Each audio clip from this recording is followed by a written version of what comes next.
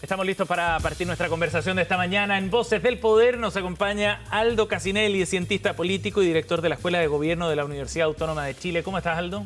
Muy buenos días, un gusto. Bienvenido, gracias por estar con nosotros. Muchas gracias. Y Daniel Grimaldi, director ejecutivo de Chile 21, también está con nosotros. ¿Cómo estás, Daniel? Hola, buenos días. ¿Qué tal? Gracias por acompañarnos en este día lunes, partiendo la semana con la conversación política, sin encuestas ya, porque estamos en etapa de veda, de encuesta antes de la elección. A 2 semanas de esta elección presidencial, partamos por algo más bien general. ¿Cómo ven el panorama para los candidatos? ¿Quién diría a ustedes que está llegando mejor a este punto de la carrera presidencial? Aldo. Bueno, eso de sin encuesta, Sebastián, es medio mentiroso. Porque, es cierto. Porque sin encuestas públicas, pero empiezan a circular una cantidad de datos que algunos son de verdad y otros hay que tener mucho cuidado a la gente que los recibe, porque no necesariamente son reales, y claro. hay que tener mucho cuidado con eso. Ahora, lo que vas tú, pienso que la situación de estas 2 semanas, definitivamente lo que hemos dicho hace mucho tiempo con voto obligatorio, este es el minuto, este es el instante donde un porcentaje significativo de la gente toma las decisiones. Es decir, aquí es donde realmente se empieza a definir la elección. Y ya vemos que hay un candidato por un sector que prácticamente ya tiene definida su opción, y otro sector que claramente está todavía en disputa, y creo que por ahí... La oposición, dices tú. Claro, por ahí pienso que hay mucho de escaramuzas, para ponerlo de alguna manera, en términos de cómo se está definiendo esta última parte para llevar eventualmente a la primera vuelta. Y de los 8 candidatos, Aldo, ¿quién dirías tú que llega con vuelito, con mejor pie a esta recta final de la carrera? ¿De los candidatos de oposición o de todos los candidatos? De todos, digamos. Yo creo que por un asunto de unidad del sector, la candidata del oficialismo es la que tiene la mejor opción para pasar a la segunda vuelta, precisamente porque es la candidata, claro. No hay otro. Y ahí podríamos entrar después a conversar de cómo la oposición ha ido definiendo su opción de pasar a segunda vuelta, o su mejor opción como candidato de cara a la gente, al votante, sí, más allá de lo que le importa a la dirigencia. Daniel, ¿cómo ves estas 2 semanas finales? Yo creo que a esta altura ya se consolida la idea de que es la primaria de la derecha. Como dice Aldo, está claro que por el oficialismo Janet Jara está sólida. La gran pregunta es si es que va a acercarse al 38% que logró el apruebo del primer proceso constituyente.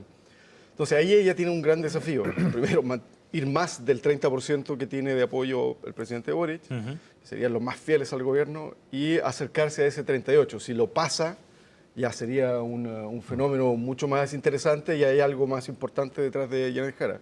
Ahora, por el lado de la derecha, estamos frente a una primaria claramente donde los competidores se acercan, se alejan un poco más, y lo más asombroso de esto es que quien tenía la elección ganada prácticamente a principio de año, todo el mundo pensaba que Evelyn Matei sería la próxima presidenta. Claro. Ahora ya va para el 3er puesto. Kast la sobrepasó y Kaiser ahora se asoma como un competidor muy serio. Entonces, esto nos deja una lección, que nadie tiene con tanta anticipación una elección ganada. Es difícil llegar a ese grado de predicción con tanto tiempo. Y en segundo lugar, se observa que Evelyn Matei se ve un poquito desesperada viendo que un competidor de extrema derecha, como es Kaiser, que uno no imaginaría que en un país como Chile alguien así pudiera tener un apoyo real, la está sobrepasando. Entonces, se viene una configuración muy interesante en la derecha, me parece, que a todas luces tiene una fuerte probabilidad de gobernar. Bueno, ¿qué sector va a ser el dominante? Se ha visto a Evelyn Matei un poco dubitativa entre este mensaje de unidad y después de querer acercarse a los sectores más radicales para poder rascar algo de esa votación. Entonces, ¿y qué nota es esa estrategia de Evelyn Matei? Bueno, en sus dichos desde el comienzo, con lo de la inevitabilidad del golpe, y luego ahora con lo del plan de búsqueda, como que intenta ser más radical en su discurso. En la franja muestra otra cosa, y eso deja una franja de duda. Bueno, ¿cuál es la verdadera? ¿Qué es lo que debemos esperar verdaderamente? Yo siempre he dicho que al menos 2/3 de Chile Vamos piensa igual que Kast. Yo creo que si es que Kast es el mejor aspectado, van a ir corriendo detrás de esa candidatura. Sin muchas dudas, digamos, sin vacilaciones. Sí, sin vacilaciones. Y Daniel, y lo mismo que le preguntaba Aldo, ¿quién crees tú que está llegando con vuelito a esta recta final? Yo creo que es importante ese momentum, ¿no? Con el que llegan los candidatos. Yo creo que el momento de hoy es de Kaiser. Kaiser está y puede acelerar esto un poco más y dejar a Matías Interzo. Yo lo veo que es el que está haciendo una campaña más fuerte. Lo veo muy claro en los debates. Su campaña, la franja electoral de Kaiser es bien directa, con cosas bien claras. Y creo que le puede hacer collera importante a Kast. ¿Puedes ver lo mismo también, Aldo?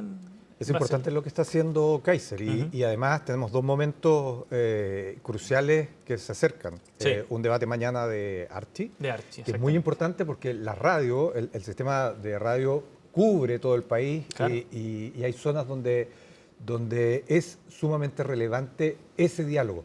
Y el otro es el que va a haber justo exactamente a una semana de la elección, que es el debate de Anatel. El 10 de noviembre. Exactamente, y esos dos momentos son clave en la elección.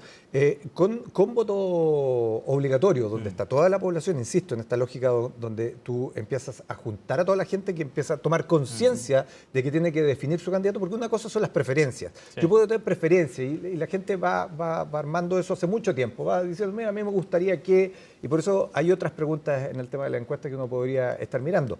Pero cuando tú ya tienes que manifestar el voto, ahí la situación se empieza a concretar muy cercano a la elección.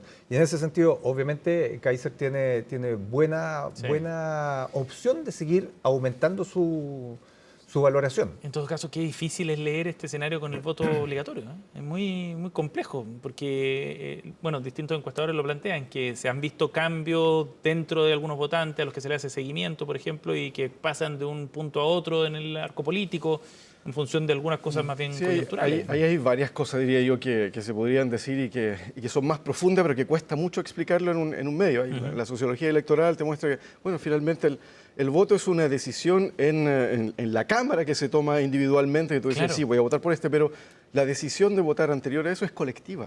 Se da en una deliberación, en un espacio, y ahí son varios agentes los que intervienen.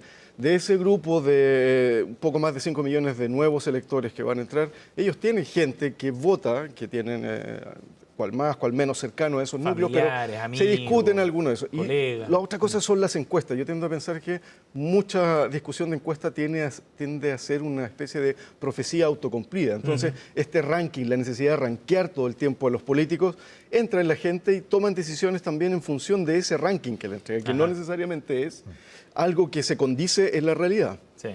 Aldo.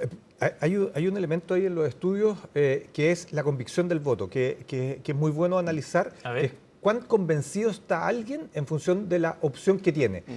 Y si los vemos, hoy día muy pocos candidatos tienen, cuando se hace esa pregunta, sobre el 70% de 70, 75% de que la gente está absolutamente convencida. Entonces te queda un porcentaje no menor de todos los candidatos que eventualmente se pudieran cambiar de opción. Y eso hace que la volatilidad electoral, que obviamente se debiera ir achicando en la medida que nos acercamos a la elección, todavía sea alta. Y eso es lo que estamos viendo hoy día. Eso es muy lógico en un país como Chile con una alta fragmentación política. Si tú tienes un país ordenado en 2 bloques, 3 bloques, donde hay partidos muy dominantes y la gente tiende a identificarse con eso, a un partido donde tienes 22, 23 o sea, un sistema político donde tienes 22, 23 partidos, se fragmentan entre ellos, es difícil identificar cuáles son sus parámetros ideológicos. Obviamente eso se desdibuja, entonces es mucho más fácil que la gente también, un fenómeno que se dio primero, se cambia intracoalición, entre sectores, dentro de la derecha, claro, algo cercano, pero no es tan claro que salten el charco hacia el otro lado. Sí. Entonces eso todavía sería un fenómeno un poco más nuevo en Chile. Más complejo. Oye, los invito a que veamos un hecho político también importante que me parece que en el contexto electoral es bien interesante por lo que puede estar como motivación de fondo. Ahí tiene que ver con la decisión de Mario Desbordes de entregar su apoyo a Álvaro Carter, el candidato a diputado, quien obviamente a través de las redes sociales le sacaba brillo a este apoyo porque... llega desde Renovación Nacional. Álvaro Carter está militando ya o en la lista de republicanos. Veamos primero la imagen que publicó Álvaro Carter ahí en sus redes sociales.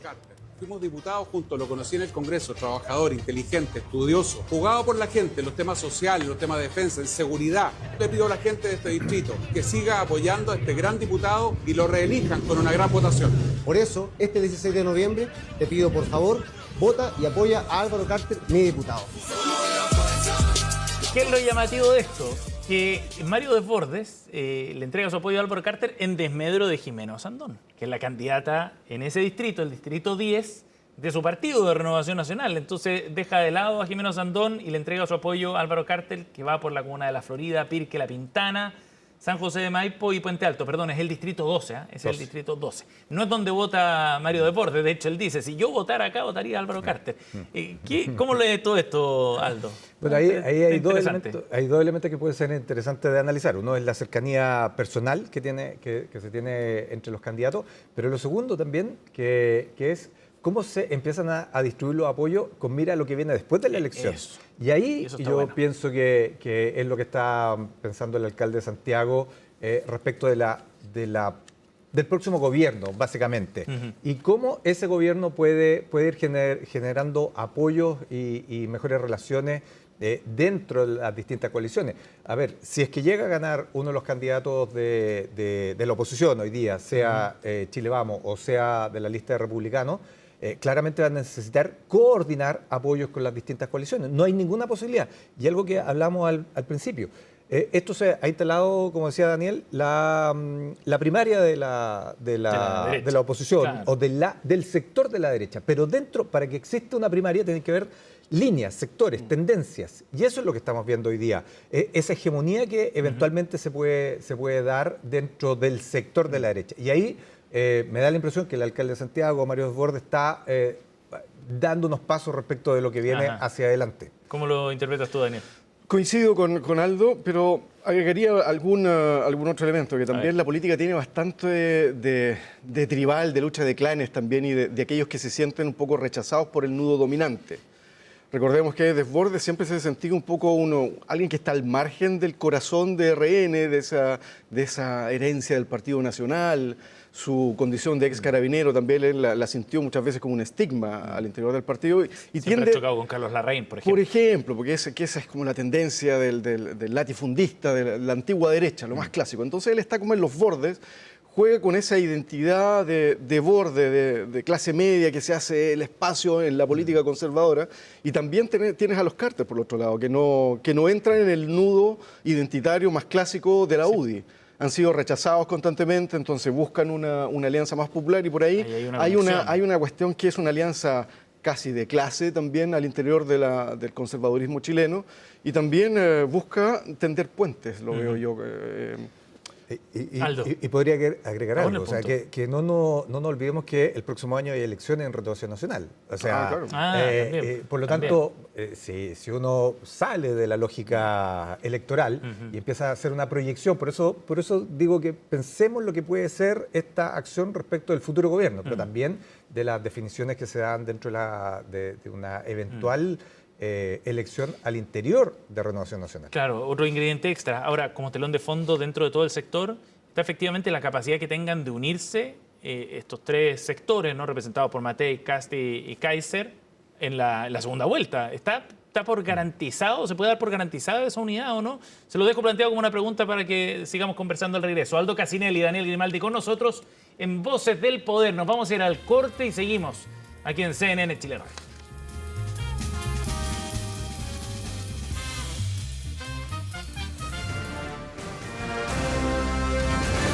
Hacemos una pausa y ya regresamos con CNN Chile Radio, AM. Ya estamos de vuelta en nuestro panel de conversación de esta mañana, Voces del Poder, aquí en CNN Chile Radio, con Aldo Casinelli y con Daniel Grimaldi. Y antes de ir a la pausa, les planteaba esta idea de la reconfiguración del sector opositor hoy día, de la derecha, con miras a lo que vendrá a partir de la segunda vuelta y un eventual gobierno. La discusión respecto a si será posible esa unidad de estas tres corrientes que se están manifestando en las tres candidaturas presidenciales del sector. ¿Cómo ves tú ese escenario de acercamiento y de unidad posible, Aldo? Lo primero es que, en lo personal, yo soy crítico de esta idea de que la derecha va a tener una mayoría, o el gobierno que entre va a tener una mayoría en el Congreso. Eso, ¿no lo crees? Ojo con eso. Vas a tener un sector mayoritario en el Congreso, cosa que no había visto antes, desde el retorno a la democracia, desde el 90 a la fecha, pero son bloques distintos. Por eso planteo que hay dos movimientos. Tienes Chile Vamos por un lado, y de ese sector de Chile Vamos, obviamente que hay una instancia ideológica mucho menor que la que hay en otros sectores, pero hay diferencias significativas entre uno y otros sectores respecto de quién eventualmente podría ser, si es Kast, el futuro presidente, y la coalición que lo sustente, que es la coalición que lidera Republicano. Yo por eso planteo que sí, ideológicamente está muy cerca, pero no necesariamente cuando se sacan estas cifras de 80, 85 parlamentarios de un sector, que todos esos parlamentarios en todos los proyectos vayan a estar unidos. Claro, desde el Partido Nacional Libertario hasta, no sé, Demócratas, hay un y planteo una segunda idea, que dentro de eso hay un sector que eventualmente puede hacer alianzas hacia el centro y centro-izquierda, que eventualmente puedan dejar aislado a quienes apoyan al gobierno. Entonces, pienso en función de proyectos, en proyectos de ley. Y por eso pienso que lo que vamos a ver a futuro es una suerte de coaliciones móviles. Es decir, tienes una coalición de gobierno, pero dentro del Congreso tienes coaliciones que se van a ir moviendo en función de intereses y de proyectos. Y eso va a ser muy interesante de analizar, producto básicamente del fraccionamiento que tenemos en el sistema político. 21 partidos con representación parlamentaria y una cantidad de independientes que esperemos que no se siga multiplicando. Daniel.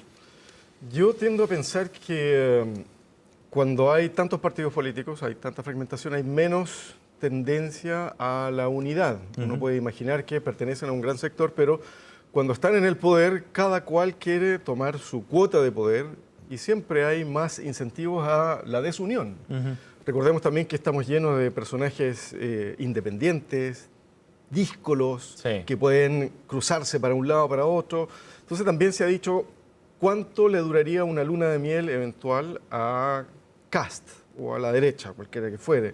Dicen, hay que aprovechar de poner el acelerador en los primeros 90 días para los proyectos de ley que son importantes, porque después se empieza a desordenar el naipe. Ellos también son conscientes de eso. Entonces, lo otro es que hay una lucha hegemónica dentro de la derecha por mostrar cuál es el proyecto de derecha que va a conducir este sector por los próximos 20 años.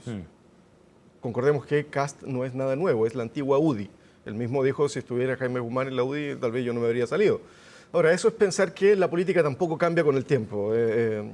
Todos cambian, todos se mueven un poco hacia la derecha o a la izquierda. Estos dos grandes polos, derecha e izquierda, siempre son movibles dentro de un plano de cada país. Entonces, podríamos decir que ahora Kast estaría en una empresa como de restauración de una UDI de los 90.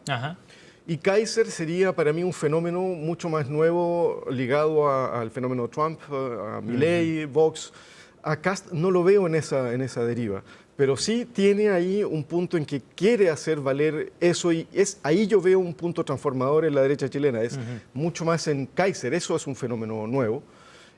Por lo tanto, creo yo que él va a apostar a todo esto. Ahora, eso sí significa que si hay una lucha por la hegemonía, es muy difícil la posibilidad de que se genere ese espíritu unitario, ¿no? O sea, yo creo que una vez que alcanzan el poder, viene inmediatamente la lucha por el poder. Estos son principios que no la cambian política mucho. No, nada. Es parte de la política ahora.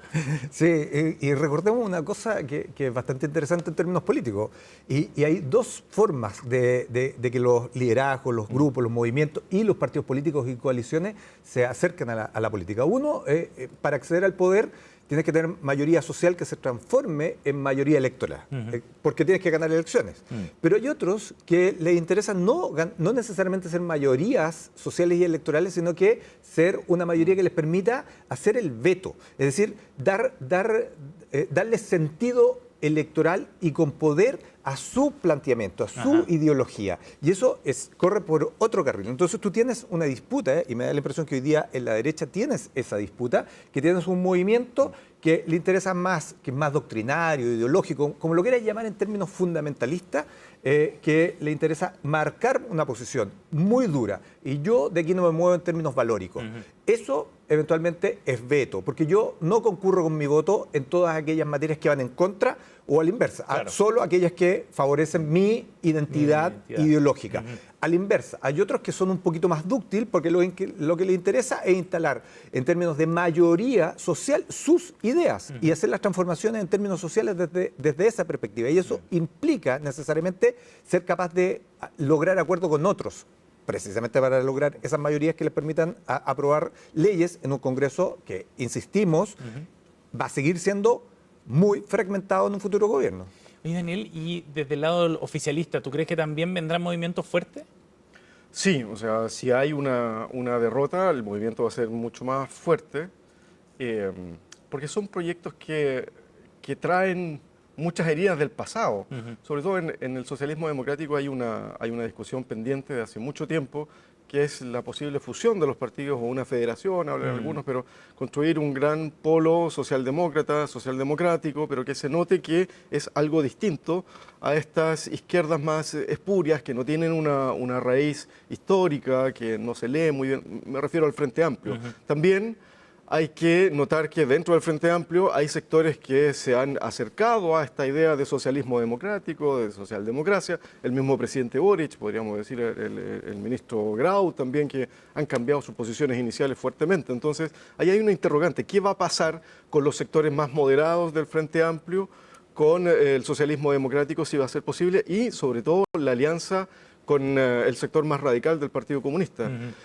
Yo no veo posible que una Janet Jara que se ha transformado tanto hasta este punto vuelva a un partido comunista donde va a ser el sector de Jadwe el que va a dominar. Yo pienso que Jadwe va a salir libre de polvo y paja de todo esto. Y va a liderar el PC. Y va a liderar una izquierda radical, lo más probable. Entonces, en ese escenario yo vería que es poco probable que el sector de Jara tenga ahí una cabida. Entonces, se viene interesante en el caso de una derrota. Si ganan, también se va a reconfigurar de manera relevante, porque lógico, ese sector más moderado del PC va a ser dominante, va a tener que tener una alianza mucho más fuerte con el socialismo democrático, que son los sectores moderados también. Entonces, ahí también se viene un recomodo muy interesante.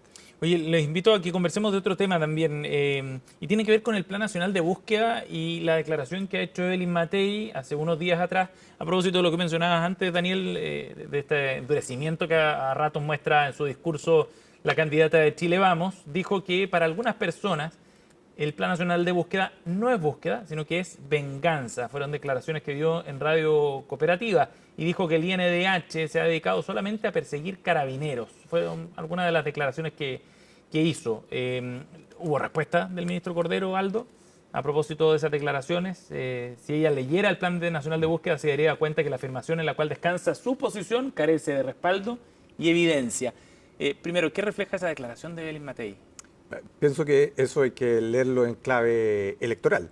Y eso lo que hace es tratar de marcar una posición precisamente por quien se le está arrancando por la derecha, que es Kaiser. ¿Y es un error?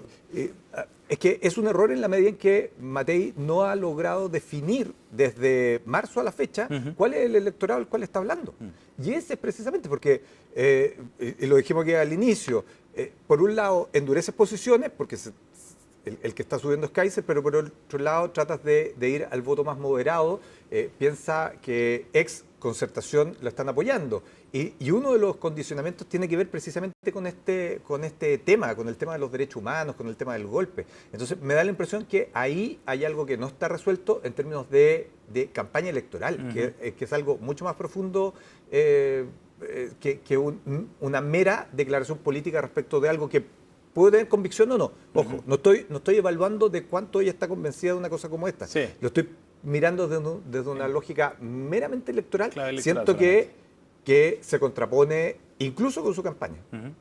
Daniel. Yo creo que hay una parte importante de los electores que aprecia por sobre todo la coherencia. Entonces, se cuesta ver en Matei una coherencia con una línea de una renovación de una derecha que fue pinochetista, que se acercó al centro, pero ahora parece ser que se arrepiente de eso. Entonces saca pequeñas cuñas que desfavorecen esta posición moderada que ha ido adquiriendo y que le hizo merecedora del apoyo de mucha gente de la ex Concertación, y que ahora dicen, bueno, sí, va a tener que desdecirse, o son siempre otros los que tienen que estar explicando, no, es que no quiso decir esto. Si constantemente otros tienen que salir a explicar que tú no quisiste decir eso, evidentemente hay un problema. Mientras que su competidor más cercano, que es Kaiser, está con un discurso clarísimo, no duda. Entonces a los electores los deja mucho más claro en lo que quieren. Y creo que tiene todo el aspecto que la va a sobrepasar. Me parece que puede quedar tercera. Aldo. En campaña, cuando tú tienes que explicar algo, estás dando un problema. Hay un Entonces, problema. eso es una máxima clave. Y el problema de la campaña de ella es que ha tenido que salir a explicar muchos dichos, muchas frases. Y Aldo, y a propósito de la declaración que había hecho antes también sobre el golpe de Estado, decir que era inevitable, dijo en otra frase que también tuvo que salir a explicar después y aclarar. ¿Qué pasa con este tema entonces de la visión que la derecha sigue teniendo respecto a lo que ocurrió en 1973, al golpe de Estado y a lo que vino después, a las violaciones a los derechos humanos? Pareciera que sigue siendo un tema como abierto que no logran zanjar. Acordémonos de la declaración que hizo Juan Sutil también acá en CNN. Sí, pienso que hay sectores dentro de la derecha, por eso que esta lógica que planteo yo, que no hay una derecha, y estas derechas se van a ver enfrentadas próximamente en el Congreso porque van a tener representantes y no todos van a entrar dependiendo de los proyectos. Por eso hablo de las coaliciones móviles. Sí. Dependiendo de los proyectos, los temas en los cuales se hable, van a ser distintas. Hay derechas que son absolutamente democráticas y que los temas de derechos humanos, los temas de violaciones, los temas del uso de la fuerza para acceder al poder, y ojo, no solamente en Chile, ahora, porque hoy día se están viendo muchas cosas de estas afuera. Entonces, lo que te toca a ti y tú tratas de justificar de una manera para beneficio propio, te puede caer de vuelta por lo que está pasando hoy día. Entonces, hay que tener mucho cuidado con esa situación. Y pienso que hay personas en la derecha. Estábamos conversando recién sobre el apoyo de Mario Desbordes. Sí. Personas que no se pierden en situaciones como esta respecto de dónde están y dónde están parados hoy día, cuál es su evaluación respecto del pasado y cómo proyectan a un sector político hacia adelante. Pienso que eso es muy importante respecto de la reflexión que viene ante la posibilidad de que un sector de la derecha acceda a ser gobierno mañana. Claro. Daniel. Bueno, creo que es importante que los electores identifiquen en los candidatos posturas claras. Sí, una de las cosas que se dice tradicionalmente en la política es que cambian de opinión rápidamente, que no se sabe que mienten. El clásico es que mienten, luego que cambian de posición rápidamente. Sí, la política siempre es cambiar de posición, pero tú dices, voy a cambiar por estas razones.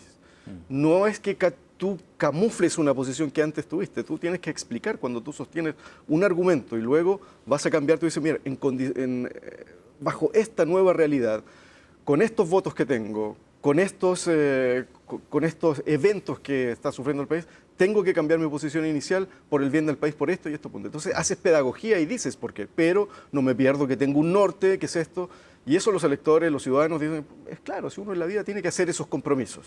Sin embargo, cuando lo haces tan rápido y parece que estás moviéndote en función netamente de cómo está el ambiente, entonces pierdes la confianza de los electores. Y te dicen, bueno, ¿por qué estamos votando? Sí, seguro se va a tema de esta semana. De hecho, Luis Cordero esta mañana ya iba a entregar algunas declaraciones a propósito de esta cuña que entregó Evelyn Matei sobre el Plan Nacional de Búsqueda. Lo veremos mañana en el debate, me imagino, ¿no? En el debate radial de Archi con los candidatos presidenciales. Daniel Grimaldi, bien digo, y Aldo Casinelli con nosotros. Gracias por haber venido hasta Muchas gracias. Buena semana. Aquí